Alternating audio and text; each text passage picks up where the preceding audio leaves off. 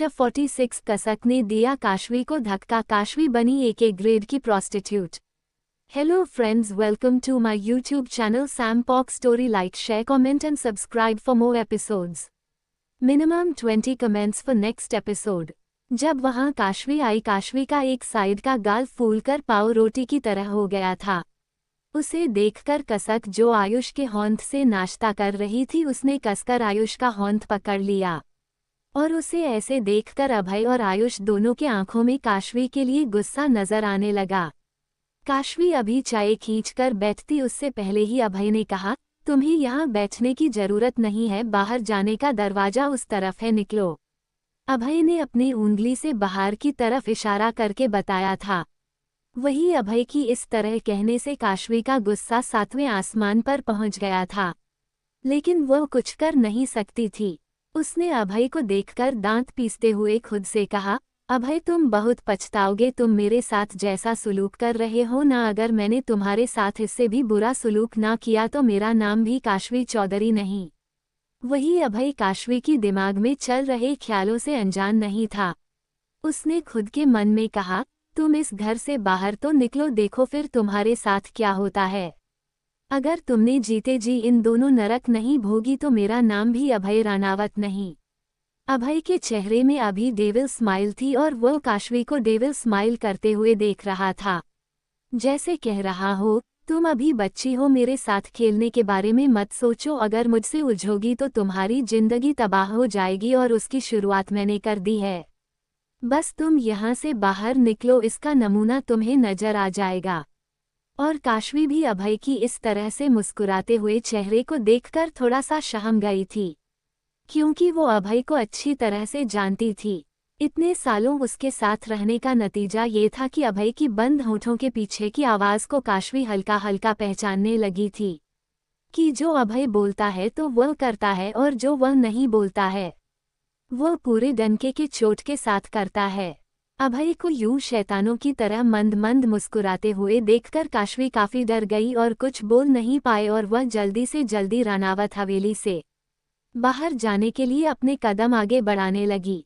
लेकिन तभी जैसे ही काशवी ने अपने कदम आगे बढ़ाए थे, उसके पैरों के बीच में उदय ने चुपके से अपने पर अड़ा दिए, जिसे ना देख पाने की वजह से काशवी लड़खड़ाकर सीधे अभय की गोद में जा गिरी। अभय को इस बात की जरा भी उम्मीद नहीं थी कि काशवी यूं जाकर उसकी गोद में गिर जाएगी, और काशवी भी इस बात से हैरान थी कि वो तो बाहर निकल रही थी, वो कैसे अभय की गोद में आ गिरी। लेकिन फिर उसने सोचा कि जब गोद में आकर गिर ही गई हूं तो इसका थोड़ा फायदा भी उठा लिया जाए। काशवी ने अभय के गले में अपनी बाहें डाल दी, जैसे वह डर रही हो नीचे गिरने से, और वही बाकी सब मुंह खोले आंखें पड़े अभय और काशवी को देख रहे थे। और आयुष के हाथों से नाश्ता कर रही कसक का तो मानो दिमाग खराब हो चुका था। उसके लिए अभय सिर्फ उसका हब्बी नहीं था, बल्कि उसका गुड्डू भी था, और इसलिए जब उसने काशवी को अपने गुड्डू की गोद में बैठे हुए देखा तो कसक का पारा हाय हो गया और उसने अपने चेयर को पीछे धकेला और उठकर काशवी के पास आई। उसके बाद उसने काशवी के बांह को कसकर पकड़कर उसे एक झटके से अभय की गोद से उठाकर उसे फर्श पर धक्का देते हुए बोली, दी मेरे गुड्डू से दूर रहना, मैं अपना गुड्डू नहीं दूंगी तुम्हें। तुम्हें जो चाहिए तुम पापा से बोलकर ले लो, लेकिन मेरे गुड्डू को मत लेना, नहीं तो मैं बहुत मारूंगी तुम्हें। कहकर कसक आगे बढ़ी और उसने 2-3 थप्पड़ कसकर काशवी के गालों पर लगा दिए। जैसे अभी काशवी अभी सिर्फ कसक के गुड्डू की गोद पर बैठी ही नहीं थी, बल्कि उससे उसका गुड्डू छीन रही थी, और अपने गुड्डू के छिन जाने के डर से कसक ने आज पहली बार काशवी को सिर्फ बातें ही नहीं सुनाई थी, बल्कि उसे थप्पड़ भी मारा था। और वही काशवी और बाकी सब आंखें बड़े कसक का ये बिहेवियर देख रहे थे। अभय इस बात से खुश था कि कसक उसके लिए पजेसिव है, लेकिन गुड्डू क्यों, अभय को ये समझ नहीं आ रहा था कि कसक उसे गुड्डू ही क्यों कह रही है। कसक लाल आंखों से काशवी को घूरते हुए बोली, तुम जाओ यहाँ से, जल्दी जाओ, नहीं तो मैं तुम्हें और मारूंगी, यह मेरा गुड्डू है और मैं अपना गुड्डू किसी को नहीं दूंगी। इतना कह कर कसक जाकर अभय की गोद में बैठी और अपने दोनों बाहें अभय के गर्दन में लपेटकर उसके सीने में अपना चेहरा छुपाने से पहले बोली, हब्बी तुम मेरे गुड्डू होना, मैं तुम्हें किसी और को नहीं दूंगी, मैं तुम्हें काशवी दीदी को नहीं लेने दूंगी। इतना कहकर कसक ने अपना चेहरा अभय के सीने में छुपा लिया और वही अभय ने कसक के कमर को पकड़कर उसे खुद में समेट लिया। लेकिन वो ये जानना चाहता था कि आखिर गुड्डू है कौन जिसकी वजह से कसक इतनी पजेसिव हो रही है। काशवी अभी भी नीचे जमीन पर पड़ी हैरानी से कसक को देख रही थी। तभी नीली उसके पास आई और नीचे बैठते हुए उससे बोली, अब क्या ऐसे ही मुंह खोले हुए उसे देखोगी या यहाँ से निकलोगी भी, क्योंकि उसे संभालने के लिए यहाँ सभी है, लेकिन तुम्हें संभालने के लिए यहाँ कोई नहीं है। निकालो अब यहाँ से, मुंह मत देखो। नीली की बातें सुनकर काशवी अपने हाथों की मुट्ठी कसते हुए उठी और पैर पटककर बाहर की तरफ चली गई। उसे बाहर की तरफ जाते हुए देखकर अभय ने धीरे से काउंटिंग करना शुरू किया। 98,76,54,321 बूम। जैसे ही काशवी रानावत हवेली से बाहर निकली वैसे ही कई सारे रिपोर्टर्स आकर काशवी को घेर लेते हैं। एक रिपोर्टर ने अपना माइक काशवी के मुंह के पास लाते हुए कहा, मैं आप इतने बड़े चौधरी खानदान की बड़ी बेटी है, फिर आप ऐसा काम क्यों करती हैं? आप आज की जानी मानी प्रोस्टिट्यूट मानी जा रही है। आपकी फोटो हर होटल हर क्लब में हर एक अलग इंसान के साथ नजर आ रही है। चेहरे अलग है आपके कस्टमर के और आप उनके साथ एंजॉय करती हुई नजर आ रही है। आपका इस बारे में क्या कहना है? क्या आपकी फैमिली आपको पॉकेट मनी नहीं देती है? क्या आपकी फैमिली आपका खर्चा नहीं उठा पा रही है, जो आपको इस तरह का काम करना पड़ा? आप आज की टॉप प्रोस्टिट्यूट में से एक है। क्या कहना है आपका इस बारे में? दूसरे रिपोर्टर ने काशवी के सामने अपना माइक लाते हुए कहा, मैम आपके साथ जितने भी कस्टमर नजर आ रहे हैं वो बड़े बड़े घराने से हैं। क्या आप चेहरा और स्टेटस देखकर अपना कस्टमर चुनती है? वैसे आपका प्राइस रेट क्या है? 10,000, 20,000 या 50,000? आप एक रात के लिए कितने चार्ज करती हैं? तभी तीसरे रिपोर्टर ने कहा, क्या आपके प्रोस्टिट्यूट होने की बात मेजर अभय रानावत को पता चल गई थी, इसलिए उन्होंने आपसे शादी ना करके आपकी छोटी बहन से शादी की? दाद देनी पड़ेगी उनकी नज़र की। उन्होंने पहले ही शायद आपके कैरेक्टरलेस कैरेक्टर को पहचान लिया था, इसलिए उन्होंने शादी से एक दिन पहले आपको छोड़कर आपकी छोटी बहन से शादी की। क्या आपकी फैमिली को पता है कि आज आप मुंबई की एक टॉप प्रोस्टिट्यूट बन गई है, जिनके पास नामी गिरामी कस्टमर आते हैं?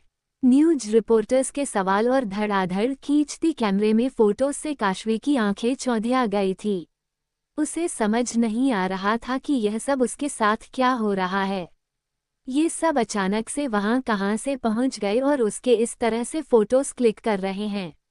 न्यूज रिपोर्टर्स उससे तरह तरह की गंदी से गंदी सवाल कर रहे थे और कैमरामैन उसकी फोटोज खींच रहे थे। तभी सबने देखा कि अभय कसक का हाथ पकड़े हुए रानावत हवेली के मैनन गेट के पास आकर खड़ा हुआ है और उसी के पीछे बाकी उसके फ्रेंड्स और फैमिली वाले भी थे।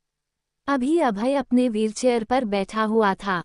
अभय की फैमिली में राघवेंद्र जी, राजीव जी, सुनैना जी और बुआ दादी को कुछ भी समझ नहीं आ रहा था और वही उसके फ्रेंड्स को भी, लेकिन जैसे ही उन्होंने अभय के चेहरे की एक्सप्रेशन देखे उन्हें समझ आ गया कि यह सब किया धरा अभय का ही है। तभी एक रिपोर्टर अभय के पास आया और उसके आगे माइक बढ़ाते हुए पूछा, मेजर साहब क्या आप बता सकते हैं कि आपकी वाइफ मिसेज कसक रानावत की बड़ी बहन का काशवी चौधरी जिनसे आपकी शादी होने वाली थी, वह एक प्रोसिक्यूटर है? ये बात आपको पहले से पता थी या नहीं, या आपको ये सब पता थी इसलिए आपने उनसे शादी करने से इनकार करके उनकी छोटी बहन जो कि आज आपकी मिसेज है उनसे शादी की?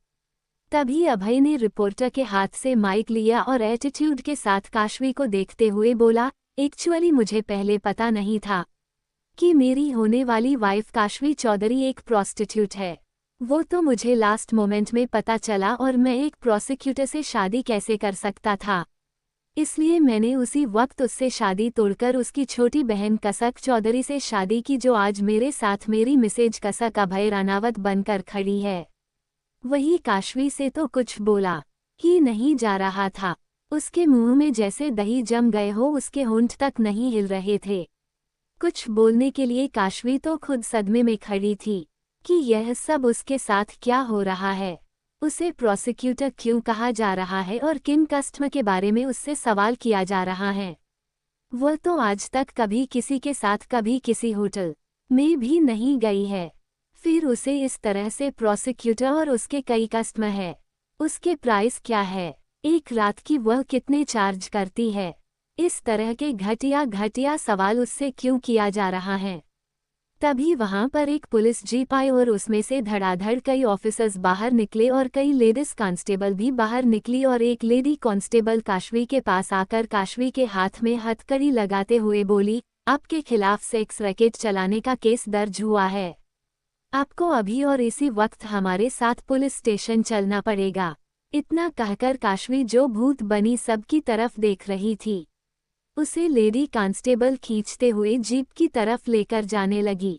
तभी काशवी की नज़र अभय की मुस्कुराती हुई चेहरे पर गई और उसे समझते देर नहीं लगी कि जो कल रात उसने कसक के लिए कहा था कि वह कसक की उसके साथ की सारी पिक्चर्स पर उसका चेहरा बदलकर किसी और के चेहरे को लगाकर उसे प्रोसिक्यूटर साबित कर देगी और अभय की और उसकी पूरी बदनामी कर देगी। वही आज अभय ने उसके साथ किया है। बिना उसके किसी भी तरह से एफर्ट्स लगाए काशवी आज पूरी तरह से बदनाम हो चुकी थी। वो सबकी नज़रों में एक ग्रेड की प्रोस्टिट्यूट बन गई थी। काशवी ने अपने हाथ की मुट्ठी बंद करते हुए कहा, अभय ये तुमने अच्छा नहीं किया। मैंने तुम्हें सिर्फ डराने के लिए ऐसा कहा था ताकि तुम कसक को छोड़कर मुझसे शादी कर लो, लेकिन तुमने मुझे सबके सामने बदनाम किया है। अब मैं सिर्फ बाहर आने का इंतजार कर रही हूँ। मैं तुम्हें छोड़ूंगी नहीं। इससे आगे जानेंगे कि आगे इस कहानी में क्या होगा, लेकिन उसके लिए आप सबको पढ़नी पड़ेगी मेरी ये कहानी। हे गाइस, अगर आप लोगों को एक धांसू और रोमांटिक नॉवेल जो फुल एक्सप्लेन हो वैसा पढ़ना है तो आप लोग मेरे व्हाट्सएप चैनल की लिंक पर क्लिक करके आ सकते हो। ये व्हाट्सएप चैनल का लिंक है। मैं यहीं अपनी व्हाट्सएप स्टोरी डालती हूँ, जिन्हें आना है वहाँ उनका वेलकम है। 47 पैसे भी लेती हो और मर्दों से तलवे भी चटवाती हो। हब्बी ये लोग दीदी को मार क्यों रहे थे। Hello friends, welcome to my YouTube channel Sam pox story. Like, share, comment and subscribe for more episodes. Minimum 20 comments for next episode. तभी वहां पर एक पुलिस जीप आई और उसमें से धड़ाधड़ कई ऑफिसर्स बाहर निकले और कई लेडीज कांस्टेबल भी बाहर निकली और एक लेडी कांस्टेबल काशवी के पास आकर काशवी के हाथ में हथकड़ी लगाते हुए बोली, आपके खिलाफ सेक्स रैकेट चलाने का केस दर्ज हुआ है। आपको अभी और इसी वक्त हमारे साथ पुलिस स्टेशन चलना पड़ेगा। इतना कहकर काशवी जो भूत बनी सबकी तरफ देख रही थी, उसे लेडी कांस्टेबल खींचते हुए जीप की तरफ लेकर जाने लगी। तभी काशवी की नज़र अभय की मुस्कुराती हुई चेहरे पर गई और उसे समझते देर नहीं लगी कि जो कल रात उसने कसक के लिए कहा था कि वह कसक की उसके साथ की सारी पिक्चर्स पर उसका चेहरा बदलकर किसी और के चेहरे को लगाकर उसे प्रोसिक्यूटर साबित कर देगी और अभय की और उसकी पूरी बदनामी कर देगी। वही आज अभय ने उसके साथ किया है। बिना उसके किसी भी तरह से एफर्ट्स लगाए काशवी आज पूरी तरह से बदनाम हो चुकी थी। वो सबकी नज़रों में एक ग्रेड की प्रोस्टिट्यूट बन गई थी। काशवी ने अपने हाथ की मुट्ठी बंद करते हुए कहा, अभय ये तुमने अच्छा नहीं किया। मैंने तुम्हें सिर्फ डराने के लिए ऐसा कहा था ताकि तुम कसक को छोड़कर मुझसे शादी कर लो, लेकिन तुमने मुझे सबके सामने बदनाम किया है। अब मैं सिर्फ बाहर आने का इंतजार कर रही हूँ। मैं तुम्हें छोड़ूंगी नहीं। काशवी को अरेस्ट करने आए ऑफिसर्स में से एक ऑफिसर जो कि उन ऑफिसर्स को लीड कर रहा था, वह अभय और अमन के पास आया और उसने दोनों को सैल्यूट किया। अमन बस उसे देख रहा था। तभी अभय ने उसके हाथ में पकड़े ब्रेड जैम को छीनते हुए कहा, जाना अपना काम कर। क्या गधों के जैसे देख रहा है। अमन अभय की यह बातें सुनकर बौखला गया था और उसने गुस्से से थोड़े सख्त लहजे में कहा, माना कि तेरा दोस्त हूँ, लेकिन मेरी भी कुछ इज्जत है। कम से कम मेरे जूनियर के सामने में तो मेरी इज्जत की कच्ची मत उतार। इतना कहकर अमन आगे बढ़ने लगा उस ऑफिसर के साथ। तभी अभय ने उसे रोकते हुए कहा, सुन काशवी, 1 महीने से पहले जेल से बाहर नहीं आनी चाहिए। अगर वह जेल से बाहर आई तो उसके बदले 1 महीने तुझे जेल में रहना पड़ेगा। अभय की आंखों में फुल वार्निंग थी, जिसे देखकर अमन कुछ कह नहीं सकता था। उसने तुरंत हाँ में सर हिलाया और ऑफिसर्स के साथ चला गया।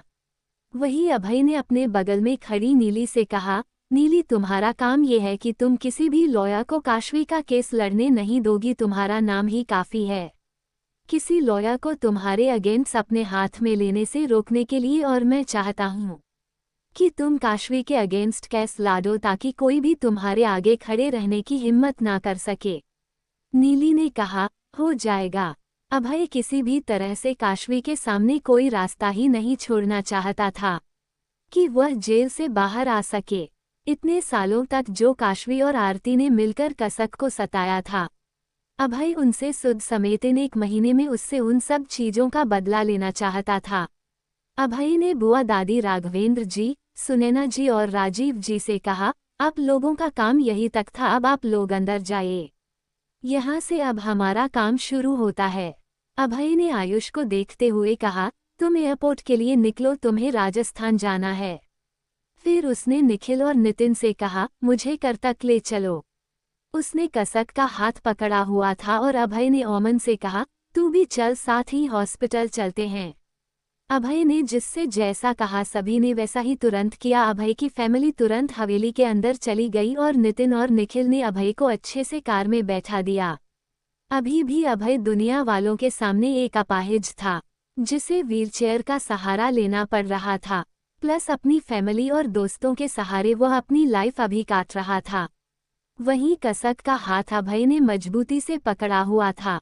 वो एक पल को भी कसक को छोड़ना नहीं चाहता था। वही आयुष को जब समझ आया कि अब उसका कुछ नहीं हो सकता, उसे राजस्थान के लिए जाना ही होगा, तो उसने उदास मन से आगे जाकर कसक से गले मिलते हुए कहा, बेस्टू मैं जल्दी आऊंगा, तुम वेट करना मेरा। इतना कहकर आयुष जाकर अपने कार में बैठ गया। वहीं अभय ने कुछ बॉडीगार्ड्स को आयुष के साथ जाने के लिए कहते हुए उनसे कहा, मेरे भाई को एक खरोच नहीं आनी चाहिए उस जगह पर, अगर गलती से भी उसे कुछ हुआ तो तुम लोग सोच लेना तुम्हारा आखिरी पल वह होगा। आयुष से भले ही अभय नाराज कितना ही क्यों ना हो जाए, लेकिन उसकी हिफाजत हमेशा अभय के लिए फर्स्ट प्रायोरिटी पर रहती थी। वह अपनी फैमिली और अपने फ्रेंड्स को किसी भी तरह से मुसीबत में नहीं देखना चाहता था, बल्कि उन्हें मुसीबत से निकालने के लिए वह कुछ भी कर सकता था। अभय की कार के साथ साथ पुलिस की जीप और नीली की कार भी पुलिस स्टेशन की तरफ चली गई। वहीं आयुष मुंह लटकाया हुआ एयरपोर्ट की तरफ चला गया। कुछ देर के बाद पुलिस की जीप और अभय की कार और नीली की कार पुलिस स्टेशन के बाहर रुकी। वहां भी पहले से ही पब्लिक और रिपोर्टर्स की भीड़ लगी हुई थी। जैसे ही पुलिस की जीप रुकी और सभी ऑफिसर्स बाहर निकले, एक लेडी कांस्टेबल जो काशवी के साथ बैठी थी वो बाहर निकली और उसने खींचते हुए काशवी को बाहर निकाला। तभी एक औरत आई और झटके से काशवी के बाल को पकड़कर खींचते हुए उसे अपनी तरफ मुड़ी और तड़क तड़क कर 2-3 थप्पड़ काशवी के गाल पर मारते हुए बोली, तुम जैसी औरतों के वजह से हम जैसे औरतों के घर बर्बाद होते हैं।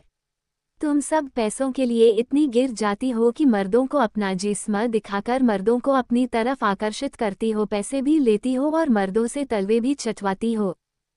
उस औरत ने काशवी के बालों को इतनी जोर से मुट्ठी में भींच रखा था कि काशवी उसके बालों को छुड़ाने की पूरी कोशिश कर रही थी, लेकिन छुड़ा नहीं पा रही थी। काशवी ने गुस्से से कहा, छोड़ो मेरे बाल, छोड़ो, तुम्हें अकल वाकल नहीं है क्या? मैंने ऐसा कुछ नहीं किया है। तुम लोग हो कौन? तुम लो अभय की भेजी हुई औरतें हो ना? तुम सब एक बार मुझे बाहर आने दो जेल से, तब मैं तुम सबको चुन चुन कर सबक सिखाऊंगी, छोड़ो मुझे। काशवी का इतना कहना उस औरत का गुस्सा भड़का चुका था और उस औरत ने एक बार फिर से काशवी के बालों को कस के खींचते हुए उसके मुंह पर थप्पड़ मारते हुए कहा, बहुत बड़ी वाली रंडी है रे तू, बड़ी अकड़ है तुझमें, चल आज तेरी अकड़ निकालते है। इतना मार खाने के बाद भी अभी भी तेरी अकड़ नहीं गई है ना? रुक अभी तुझे बताती हूँ। इतना कहकर उस औरत ने अपने साथ आई 2-3 औरतों के आगे काशवी को धकेलते हुए कहा, मारो इसे, बड़ी अकड़ है, इस लड़की में सब निकाल दो। और वह सभी औरतें जैसे टूट पड़ी काशवी पर। उन्होंने काशवी को पूरी तरह से पीटना शुरू कर दिया।